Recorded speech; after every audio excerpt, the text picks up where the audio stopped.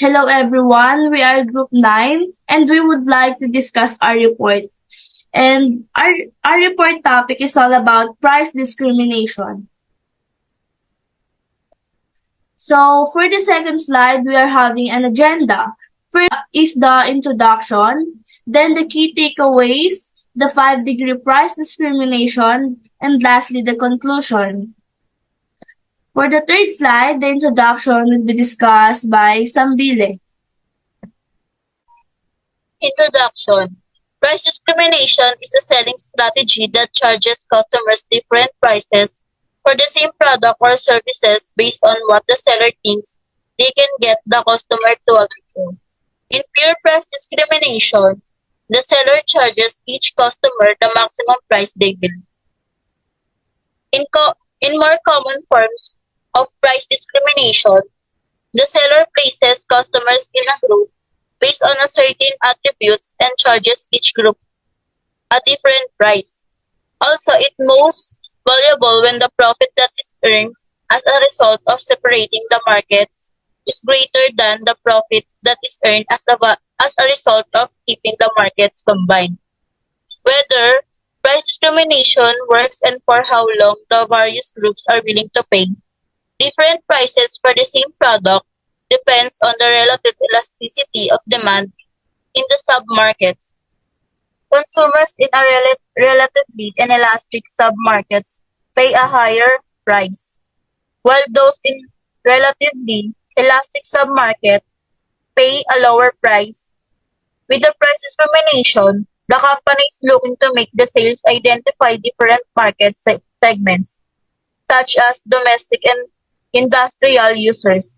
With different price elasticity, markets must be kept separate by time, physical distance, and nature of use. Key takeaways.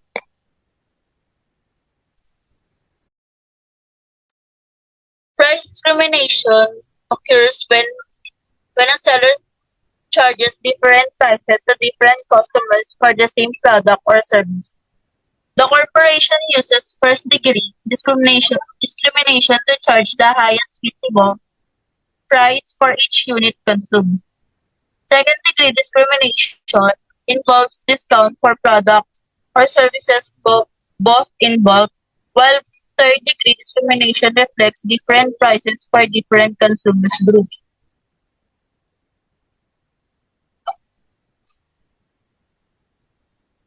Five types of price discrimination.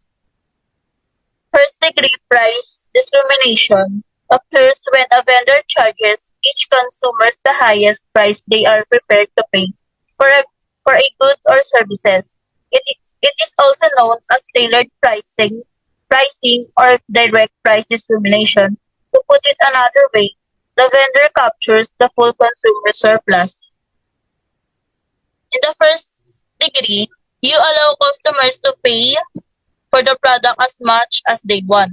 Customers are bidding on product prices, and the more they are willing to pay, the higher the final cost of the product is. As I say, ito yung tinatawag natin na bidding. Halimbawa, nagbebenta ka ng damit na may halagang 150 pesos at karamihan sa customer mo ay gusto yung damit na yon. Kaya ang gagawin nila, magpapataasan sila ng presyo at kung sino may pinakamataas na presyo, sa kanya na mapupunta yung product na yun. And for the second degree discrimination, it is a pricing approach in which the seller charges various rates based on observable customer characteristics such as quantity consumed or manner of use. In contrast to first degree price discrimination, which involves charging each consumers a tailored price. Second degree price discrimination entails charging various prices depending on certain observable customers' attributes or behaviors. Here, prices are based on the quantity of purchased products.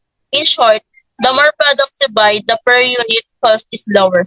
This is how wholesaling and bulk discounts work. Halimbawa, bibili ka ng t-shirt. Ang isang t-shirt ay nagkakahalaga ng 50 pesos. Pero kapag bumili ka ng maramihan nito, magkakaroon ka ng discount na 10% off o magiging 40 pesos each na lang siya kapag maramihan.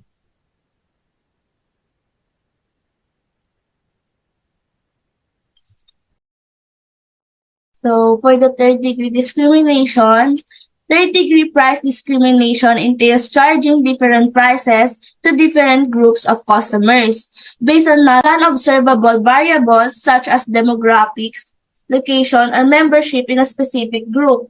The idea is to segment the market and maximize profit by charging higher prices to those who are prepared to pay more. Third-degree price discrimination involves charging different prices to different groups of customers based on their willingness to pay. This strategy aims to maximize profits by capturing consumer surplus. Factors such as demographics, location, or purchasing behavior are often used to segment customers. So, ayun, yung third-degree discrimination po is about sa pagbabago ng iba't ibang presyo na iniaalok sa iba't ibang mamimili o pasahero. Layunin po nila na ma-reach yung maximum na kita sa pamamagitan ng pagtaas o pagbaba ng bayad ng isang tao. So, for example, ang pagbibigay ng bawas na bayad sa mga estudyante, mas nagbibigay sila ng mababang singil kapag estudyante yung pasahero kaysa sa regular na bayad ng mga tao.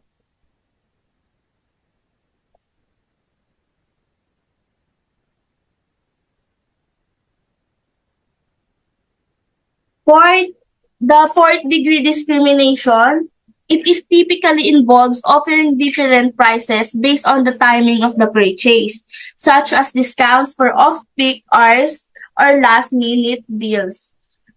Fourth-degree price discrimination is a concept that extends beyond traditional market segmentation. It involves tailoring prices based on individual consumer characteristics, such as their purchasing history, preferences, or even their online behavior.